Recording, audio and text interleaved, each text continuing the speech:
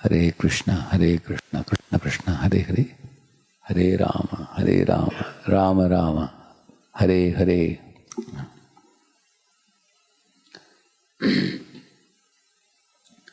See, the chanting of the Hare Krishna Mahamantra is like a conversation between the Jiva and the Supreme Lord. Just like, even though a child may be crying, kwa, kwa, kwa, kwa, kwa, but behind that crying, there is an intention. There is a call for the mother. There is an anticipation of the mother. And seeking the attention of the mother. And protection of the mother. So the child doesn't simply cry or call like this without an intention or a purpose. In the same manner, somebody may say, what is this? Again and again, same mantra you are uttering. Hare Krishna, Krishna Krishna, Hare Hare, Hare Ram, Ram Ram, Hare Hare. But it has the intention of the call. And that call comes from the bottom of the heart.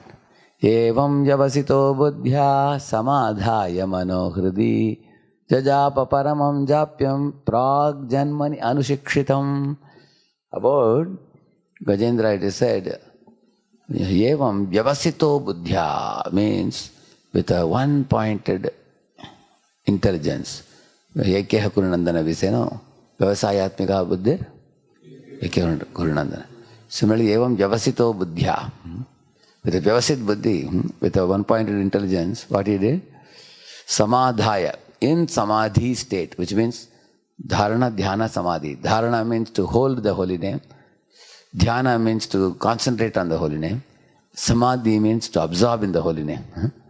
So he absorbed in the holy name with mind and heart, he says. Mano hridi.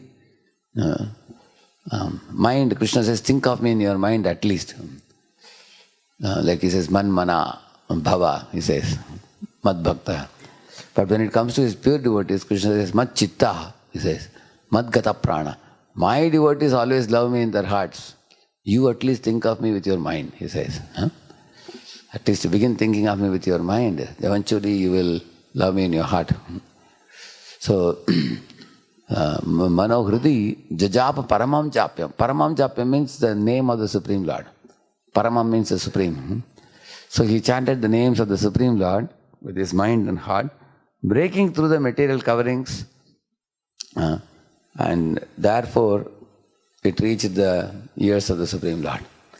So there is a chanting as a ritual or chanting with relationship. So how did he chant? Chanting, feeling a relationship with the Lord. Like the child's crying, is it a ritual or is it a cry with a relationship? So that is how he chanted, Gajendra. Therefore, that call which came from the bottom of his heart and to the mood of relationship with the Lord as a master, it could reach the ears of the Lord, and Lord also reciprocated. In the Narada boys section, Prabhupada says, when this Narada boy left home and went to the jungle and everything, at one place he took a bath in a lake and drank some water and sat under a tree, and then he meditated on the Supreme Lord by chanting the holy name. There, Lord gave a glimpse of his darshan, momentary darshan. But then the Lord disappeared instantly. And the boy was put into desperation. So again the boy sat in the same type of nice posture, and then he started uttering the holy name, and Lord wasn't appearing. So he became very despondent and desperate also. At that time the Lord spoke to him only as a Akashvani, voice from the sky. The Lord said, Hanta asmin janmani bhavan mamam drakshumikharkasi avipakvakashayanam durdarshoham kuyoginam. My dear boy, those who are not yet complete in doing the services and those who are not completely purified, they can hardly see me. Like that he said. So the Lord inspired him, go on entering services and go on cleansing your heart. At the right time, you will get my darshan. So, in this way, there in that purport Prabhupada says, attaining the darshan of the Lord is not a mechanical process.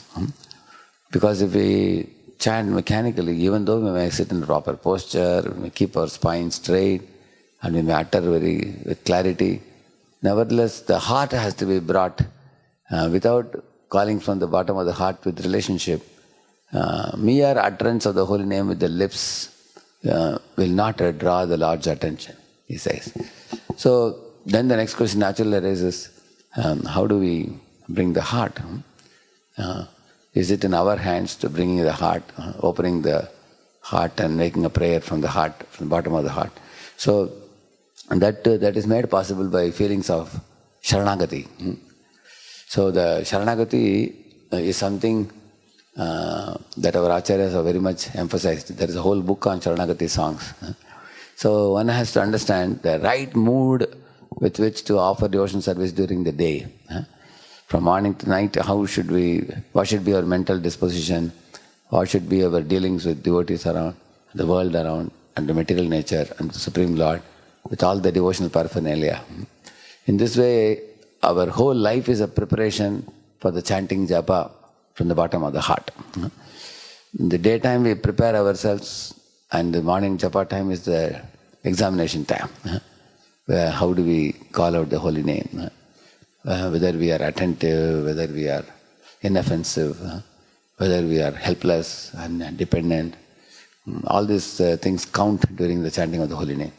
Nevertheless, this is the point that the holy name is a conversation between the soul and God, and japa time is the opportunity for the interview with the Supreme Lord and the divine couple. When we are chanting the holy name, they are listening. And to the degree we are surrendered, showing Sharanagati, to that degree the relationship becomes more purer and tighter by daily chanting of the holy name. Harinam Prabhu ki. Let's offer our humble obeisances and to all the Vaishnava devotees of the Lord who are just like desire trees, ocean of mercy, full of compassion for the fallen conditioned souls. Vancha kalpatarubhyascha krupa sindhubhya eva cha patitanam pavanebhyo vaishnavebhyo namo namaha. Ananta Koti Vaishnava Vrinda ki, Vaishnava Thakur Srila Prabhupada ki, Namacharya Haridas Thakur ki.